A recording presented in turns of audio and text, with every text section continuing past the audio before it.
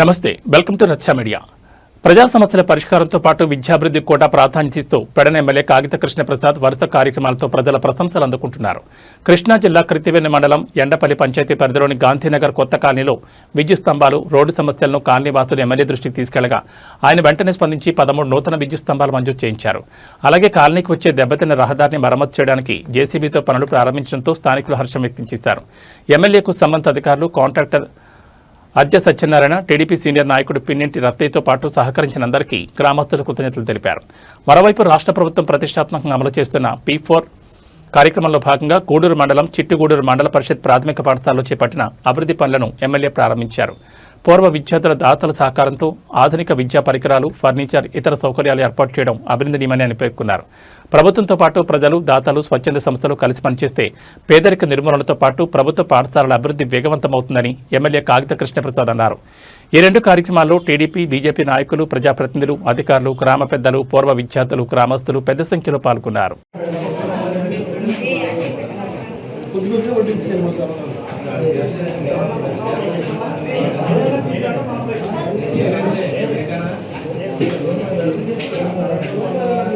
ఎండపల్లి పంచాయతీ గాంధీనగరం గ్రామంలో నిర్మించుకున్న కొత్త కాలనీకి విద్యుత్ సౌకర్యం లేక ఇబ్బంది పడుతున్న ఇళ్లకి ఎమ్మెల్యే గారిని అడగగానే పోల్లు శాంక్షన్ చేసి విద్యుత్ శాఖ వారిని త్వరితగతిన పూర్తి చేయాలని ఆదేశించి వారం రోజుల్లోనే మాకు పోల్లు పంపించి విద్యుత్ శాఖ వారిని పంపించి మాకు పోల్లు వేయించారు. అలాగే దీనికి దగ్గరలో ఉన్న డంపింగ్ యార్డుకి కూడా అదే టైంలో మేము దానికి కూడా చేసి పెట్టండి అంటే మేము దాంతో పాటు నేను దీన్ని కూడా చేసి పెడతానని చెప్పి దానికి కూడా పోల్లు పంపించి ఈరోజు పూర్తి చేయించారు.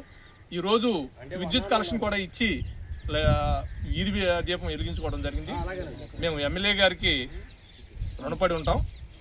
ఆయనకి మేమంతా కలిపి కృతజ్ఞతలు తెలియజేసుకుంటున్నాం. హృదయపూర్వక నమస్కారాలు, ధన్యవాదాలు తెలియజేసుకుంటా ఉన్నాను.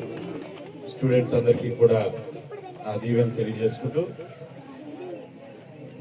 అంటే గౌరవ ముఖ్యమంత్రి నారా చంద్రబాబు నాయుడు గారు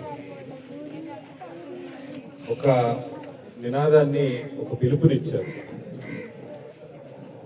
ఎవరైతే గ్రామంలో చదువుకుని ఆ గ్రామానికి ఏదో చేయాలని తపన ఉన్నటువంటి వ్యక్తులు ఎవరైతే ఉంటారో, ఒక ఉన్నతమైనటువంటి స్థానంలో స్థిరపడినటువంటి వ్యక్తులు ఉంటారో, వారందరూ కూడా ముందుకు వచ్చి మరి అంటే గవర్నమెంట్ మీదే భారం పడకుండా వారి గ్రామానికి ఎవరైతే ముందుకు వచ్చి సహకరిస్తారో వాళ్ళందరినీ కూడా ఒక P4 కార్యక్రమాన్ని ఏర్పాటు చేసి దాని ద్వారా మరి అభివృద్ధి సంక్షేమ కార్యక్రమాలు చేసుకునే లక్ష్యంతో ఒక P4 కార్యక్రమాన్ని ఏర్పాటు చేయడం, దానిని స్ఫూర్తిగా తీసుకుని లక్షలాది మంది ఈరోజు రాష్ట్రంలో ముందుకొచ్చి మరి అక్కడ ఉన్నటువంటి స్థానికంగా ఉన్నటువంటి ఆ గ్రామాల్లో ఉన్నటువంటి సమస్యలు, ముఖ్యంగా స్కూల్స్ కానివ్వండి, లేదా అక్కడ ఉన్నటువంటి ఏదైతే సమస్యలు ఉంటే ఆ సమస్యల యొక్క పరిష్కారం కోసం కృషి చేస్తున్నటువంటి ప్రతి ఒక్కరికి కూడా ధన్యవాదాలు తెలియజేసుకుంటూ, అలాగే